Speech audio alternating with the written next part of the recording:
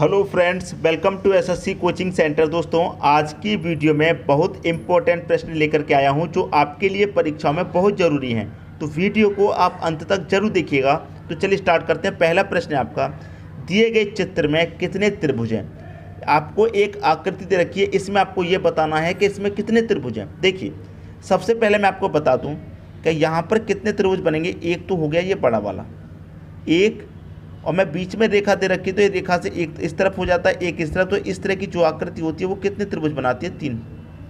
ठीक है, एक तो ये बना रही है, एक हो गया।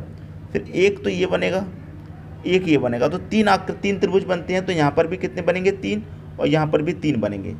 ठीक है, एक ये वाला त्रिभुज हो जाता है, और एक यहाँ से ये वाला, और एक यहाँ से ये वाला। तो 3 त्रिभुज बनते हैं, 3 ही इसमें बनेंगे। टोटल अभी तक बन गए 9 त्रिभुज। ठीक है, 9 बन गए। एक ये वाला हो गया 10, छोटा वाला। एक ये वाला हो गया 11, एक ये वाला हो गया 12, ये वाला, और एक ये वाला हो गया 13। तो कितने जुड़ गए इसमें? 1 2 3 4 त्रिभुज इसमें और जोड़ दीजिए। ठीक है, अभी कौन कौन से त्रिभुज और बचे? देखिए, ये बड़ा वाला अभी तक आपने काउंट नहीं किया, ये वाला नहीं किया, एक ये वाला काउंट नहीं किया, और एक ये बड़ा वाला काउंट नहीं किया अभी तक। तो 2 इसमें और काउंट कर दीजिए। कितने हो गए? सबको जोड़िए। 9 4 13, 13 में 2 जोड़ेंगे 15। तो इस आकृति में दोस्तों कितने त्रिभुज होंगे? 15 हो जाएंगे। 15 दे रखा है सी ऑप्शन में। ये आपके क्वेश्चन का बिल्कुल सही आंसर हो जाएगा। तो इस तरह की आकृति में त्रिभुज अगर आपको पता करने हैं तो बहुत ही आसानी से आप पता कर सकते हैं, कोई भी परेशानी नहीं आई होगी। ठीक है दोस्तों, अब देखेंगे अगला प्रश्न। अगला प्रश्न है, देखिए रीजनिंग की बात करूं, रीजनिंग में इस तरह के प्रश्न आजकल बहुत पूछे जा रहे हैं। ठीक है, और इस तरह के प्रश्न मैं आपको कराता रहता हूं, रेगुलर वीडियो देखा करिए। प्रश्न कह रहा है, यदि 56 गुने 11 बराबर 9, 56 11 को कुछ ऐसा कीजिए जिससे कि आपका 9 बन जाए। मल्टीप्लाई करेंगे तो 9 नहीं बनेगा, ये आप जानते हैं। 37 मल्टीप्लाई 13 आपको 6 बनाना है। 42 मल्टीप्लाई 12 बराबर 3 बनाना है। उसी तरीके से 87 मल्टीप्लाई 77 का आंसर आएगा। तो सबसे पहले इनका आंसर आप बताइए क्या होगा। देखिए क्या दे रखा है, 56 गुने 11 बराबर कितना आना चाहिए? 9। ठीक है, तो देखिए इसमें हम क्या कर सकते हैं वो देखिए। मैं इसमें कर सकता हूं कि इन दोनों को अगर जोड़ूं, 5 और 6 कितना होता है आप जानते हैं? 11। इस तरफ की संख्याओं को मैंने जोड़ लिया आपस में। इनको भी जोड़ूं तो 1 और 1 कितना हो जाएगा? आप बोलेंगे 2। और मैं 11 में से घटा दूंगा 2 को, 11 में से 2 जाएगा, कितना आएगा? 9 नहीं आ जाएगा ये वाला। आप कहेंगे सर मल्टीप्लाई का साइन था, मल्टीप्लाई नहीं किया। देखिए मल्टीप्लाई दिया गया, इसका मतलब ये नहीं है कि आपको मल्टीप्लाई ही करना है, कुछ भी कीजिए चाहे माइनस। अब देखिए आपने इसमें माइनस का लॉजिक लगाया है, तो इसमें भी माइनस का लगेगा, इसमें भी माइनस। ऐसा नहीं यहाँ माइनस लगा दिया, यहाँ गुना कर दो, यहाँ डिवाइड, ऐसा नहीं, सब में सेम लगेगा। यहाँ माइनस करके लाए हैं तो यहाँ पर भी माइनस करके लाएंगे। क्या दे रखा है? 37 गुने 13 बराबर कितना आना चाहिए? 6। तो एक तरफ की संख्याओं को यहाँ जोड़ा, यहाँ भी जोड़िए। 3 और 7 कितना हो जाएगा? 10। 1 और 4 कितना हो जाएगा? 1 और 3 हो जाएगा 4। यहाँ अंतर किया था, घटाया था, तो मैं यहाँ भी घटा दूंगा। तो 10 में से 4 जाएगा, कितना आ जाएगा? 6। 6 ही तो दे रखा है, सेम लॉजिक है। वही यहाँ पर कीजिए, 42 गुने 12 बराबर कितना आना चाहिए? 3। तो 4 और 2 को जोड़ूंगा 6, 1 और 2 को जोड़ूंगा 3, और 6 में से 3 घटा दूंगा तो कितना आएगा? 3 ही तो आएगा जो यहाँ दे रखा है। अब आपका आंसर मिल जाएगा, अब आपको कोई परेशानी नहीं आएगी। 87 गुने 77 बराबर क्या आना चाहिए, ये आपको बताना था। 8 और 7 आप जोड़ेंगे कितना? 15। 7 और 7 जोड़ेंगे कितना? 14। तो 15 में से क्या करेंगे? 14 को घटा देंगे तो कितना आ जाएगा? 1 आ जाएगा। 1 आपका किस ऑप्शन में है ये देख लीजिए, पहले ही ऑप्शन में ए दे रखा है। ये आपके क्वेश्चन का सही आंसर हो जाएगा। तो इस तरह के प्रश्न परीक्षा में बहुत पूछे जा रहे हैं रीजनिंग से रिलेटेड, तो आप इन सभी की तैयारी अच्छे से करते रहिए। ठीक है दोस्तों, ये प्रश्न आपकी सबकी समझ में आ गया। अब देखेंगे अगला प्रश्न। अगला प्रश्न है, 1 2 4 5 का रिलेशन 3 4 6 7 से है, तो 1 7 2 6 का रिलेशन किससे बनेगा? बड़ी संख्याओं को देख करके घबराना मत कभी भी, बस करने का तरीका सीखिए। ठीक है, तो सबसे पहले इन दोनों में हम क्या करेंगे? रिलेशन बनाएंगे। तो रिलेशन अगर मैं बना के देखूँ, पहली संख्या का रिलेशन पहली से बनाऊंगा तो 1 से कितना हो रहा है? 3। तो 1 से 3 होने में क्या होगा दोस्तों? +2 करेंगे तभी तो 3 होगा। तो 1 में +2 क्या? 3। अब दूसरी संख्या का रिलेशन दूसरी से बनाइए, तो 2 से कितना हो गया? 4। 2 से 4 होने का मतलब क्या है? यहाँ भी प्लस का 2 हुआ। अब तीसरी संख्या का रिलेशन 3 से बनाइए, 4 से कितना हो रहा है? 6। 4 से 6 हो रहा है, मतलब यहाँ भी प्लस का 2 हुआ। और लास्ट वाली का रिलेशन लास्ट से बनाइए, 5 के बाद कितना हो गया? 7। तो 5 से 7 होने का मतलब क्या है? यहाँ भी प्लस का 2 हो रहा है। तो जो पहले नंबर की संख्या सभी में 2 प्लस करके लिखा गया है, तो यहाँ भी क्या होगा? सभी में 2 प्लस करके लिखा जाएगा। तो मैं पहली संख्या में 2 प्लस करूँगा तो ये 3 हो जाएगा, इसमें 2 प्लस करूँगा 9 हो जाएगा, इसमें 2 प्लस करूँगा 4, इसमें 2 प्लस करूँगा तो 8। ये आपका आंसर मिल जाएगा 3948। 3948 यहाँ नहीं है, 3948 यहाँ भी नहीं है, 3948 यहाँ दे रखा सी ऑप्शन में। तो ये क्या हो गया, आपके प्रश्न का सही आंसर आ गया। तो बड़ी संख्याओं को देख करके परेशान नहीं होना है, बस करने का तरीका सीखना है आपके लिए। सबकी समझ में प्रश्न आ गया होगा। अब देखेंगे अगला प्रश्न। अगला प्रश्न है, दिए गए विकल्पों में से असंगत को ढूंढें। देखिए आपके पास 4 विकल्प हैं, 4 में से कोई एक संख्या अलग होगी और 3 संख्याएं किसी न किसी प्रकार से समान होंगी, कोई एक अलग होगी। अब देखिए संख्याओं को अगर आप ध्यान से देखेंगे, स्क्वायर याद होने चाहिए, क्यूब याद होने चाहिए, योग आपका अच्छा होना चाहिए, तभी इस तरह के प्रश्न को आप कर पाएंगे। तो देखिए मैं 196 की बात करूं, 196 क्या होता है, ये 14 का स्क्वायर होता है। 169 की बात करूं, ये 13 का स्क्वायर होता है। 961 की बात करूं, ये आपका 31 का स्क्वायर होता है। और 326 की मैं बात करूं, ये किसी भी संख्या का स्क्वायर नहीं होता है।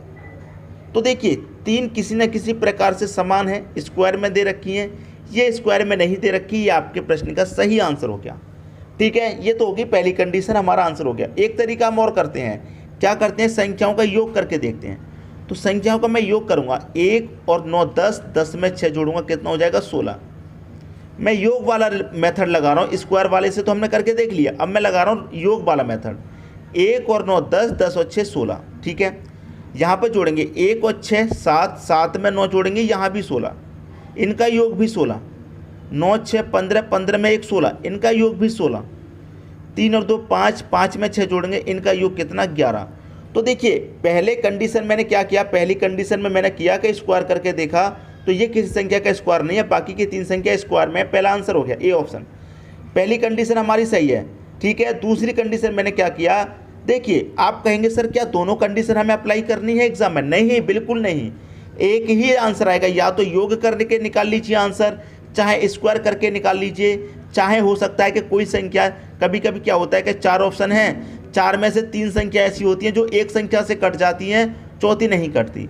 एक ही रिलेशन लगाना, चाहे तो स्क्वायर वाले से आ जाए आंसर, चाहे योग वाले से आ जाए, चाहे डिवाइड करके कैसे भी आ जाए, बस एक, दोनों नहीं।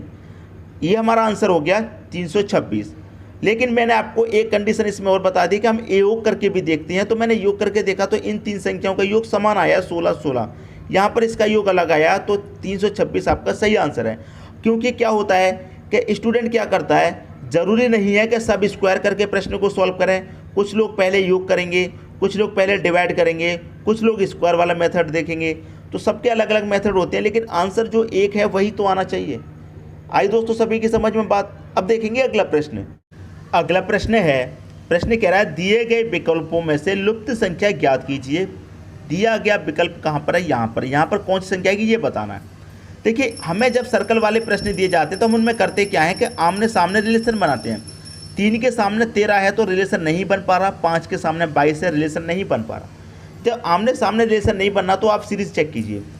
3 से क्या हो रहा है दोस्तों आपका 5, 3 के बाद क्या हो रहा है 5 हो रहा है, तो 3 में हमने कितना जोड़ा, आप कहेंगे सर 2 जोड़ा। ठीक है, इतनी बात।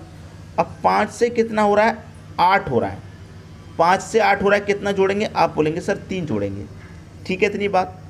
अब 8 से कितना हो रहा है 13 हो रहा है, 8 से 13 हो रहा है, कितना जोड़ रहे हैं हम, 8 में कितना जोड़ेंगे कि 13 हो जाए, आप कहेंगे सर 5 जोड़ दीजिए। ठीक है, अब 13 से कितना हो रहा है 22 हो रहा है, 13 से कितना हो रहा है दोस्तों 22 हो रहा है, तो 13 में हम कितना जोड़ेंगे 22 हो जाएगा। 13 में भाई कितना जोड़ेंगे 22 हो जाएगा, आप बोलेंगे सर यहाँ पर 9 जोड़ दीजिए तो आपका 22 हो जाएगा। तो संख्या किस फॉर्म में बढ़ रही है आपको मालूम है, देखिए 2 से 3 हुआ 1 बढ़ा, 3 से 4 हुआ 2 बढ़ा। ठीक है, 5 से 9 हुआ कितना बड़ा दोस्तों आपका, 5 से 9 होने में 4, पहले 1 बढ़ा, फिर 1 का डबल 2 बढ़ा, फिर 2 का डबल 4, फिर 4 का डबल यहाँ पर दोस्तों कितना हो जाएगा 8 हो जाएगा कि नहीं हो जाएगा। ठीक है, ये मैं डबल डिफरेंस बता रहा हूँ, आ रही है बात समझ में। ये आपको मैं क्या बता रहा हूँ डबल डिफरेंस। देखिए यहाँ पे मैंने 3 में 2 जोड़ के 5 बना दिया था, फिर 5 में 3 जोड़ के 8 बना दिया, 8 में 5 जोड़ के 13, 13 में 9 जोड़ के 22। लेकिन संख्याएं बढ़ किस फॉर्म में रही हैं ये हमको पता होना चाहिए कि नहीं। तो मैंने डबल डिफरेंस करके देखा तो डबल करके संख्या यहाँ पर बढ़ रही है डबल डिफरेंस में। यहाँ 1, 1 का डबल 2, 2 का डबल 4, तो 4 का डबल इस बार क्या बढ़ेगा 8 बढ़ेगा। बढ़ेगा कि नहीं बढ़ेगा 8। तो देखिए 9 और 8 कितना हो जाएगा, 17 हो जाएगा। तो 9 से दोस्तों कितना बनाना है आपको, 9 से बनाना है आपको दोस्तों कितना, ये संख्या बनानी है। तो 9 22 में आप कितना जोड़ देंगे ये आपको बता देना है। तो 22 में आप कितना जोड़ देंगे, 22 में जोड़ेंगे आप 8 तो 30 हो जाएगा। लेकिन 30 तो ऑप्शन में नहीं है, कितना जोड़ना है वही तो मैं आपके लिए दोस्तों बता रहा हूँ, कितना जोड़ना है वही रिलेशन मैं आपके लिए बता रहा हूँ। अगर 22 में 8 जोड़ेंगे 30 हो जाएगा, 30 ऑप्शन में है ही नहीं, क्या करेंगे आप, नहीं कर पाएंगे कुछ। समझ में आ रही है बात। अब देखिए 3 और 2 5, 5 और 3 8, 8 और 5 13, 13 और 9 22।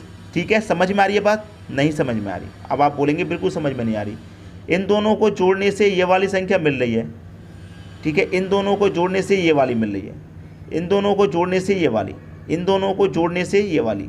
ठीक है, अब आप क्या करेंगे, यहाँ पर 22 में 9 जोड़ेंगे कितना हो जाएगा, 8 और 9 17। तो 22 में आपको कितना जोड़ना है, 17 जोड़ेंगे तब आपको ये वाली संख्या मिलेगी। तो 22 में 17 जोड़ेंगे कितना हो जाएगा, आप 22 में 17 जोड़ेंगे ये हो जाएगा यहाँ पर ये 39। 22 में 17 जोड़ने पर क्या मिलता है, 39 मिलता है। मैं उम्मीद करता हूँ सभी की समझ में प्रश्न बहुत ही अच्छे तरीके से दोस्तों समझ में आ गया होगा, किसी को भी प्रश्न में कोई भी डाउट नहीं होगा। ठीक है, 39 कहाँ दे रखा है, सी ऑप्शन में। अब देखेंगे अगला प्रश्न।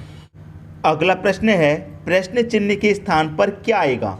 देखिए यहाँ पर आपको एक सीरीज दी गई है, प्रश्न चिन्ह यहाँ पर है, यहाँ पर कौन सी संख्या आएगी ये आपको बताना है। रिलेशन फाइंड कीजिए। यहाँ पर 7 को आप क्या लिख सकते हैं, आप कहेंगे सर हम 2 का क्यूब -1 करूँगा तब मेरा 7 ही मिलता है, क्योंकि 2 का क्यूब 8 होता है, -1 कर दूंगा तो 7 मिलेगा। उसी तरीके से यहाँ पर लिस्ट बनाएंगे, आप कहेंगे सर 3 का मैं स्क्वायर करूँगा उसमें +1 करूँगा तो 10 हो जाएगा, 3 का स्क्वायर 9 +1 तो 10 मिल गया। यहाँ पर भी वही कीजिए। ठीक है, यहाँ पर भी मैं वही करूँगा तो क्या हो जाएगा, 124 है तो 124 का मैं क्या करूँगा, यहाँ पर 124 में 5 का मैं क्यू करूँ -1 करूँगा, 5 का क्यू होता है 125, -1 कर दूंगा मुझे कितना मिलेगा, 124 मिलेगा कि नहीं मिलेगा। पहले 2 हुआ फिर 3 हुआ तो 2 3 4 आना चाहिए, 4 छोड़ के 5 दिया गया है तो यहाँ पर क्या आएगा। तो संख्याओं को क्या करेंगे आप ध्यान से देखेंगे, यहाँ पर आ जाइए। पहले संख्याओं को ध्यान से देखने के लिए क्या करेंगे आप यहाँ पर आ जाइए।